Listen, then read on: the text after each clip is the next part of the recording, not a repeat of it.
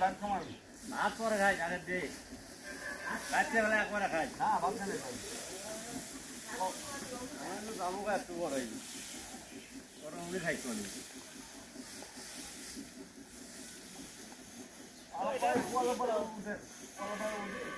ফটাফট দিয়ে অল্প আছে দিয়ে পরে খাই একটু বেলা ডুবি গেলে ভাগারাম মনে হয়ে থাকবো একটু অন্ধকারে কাম হবো না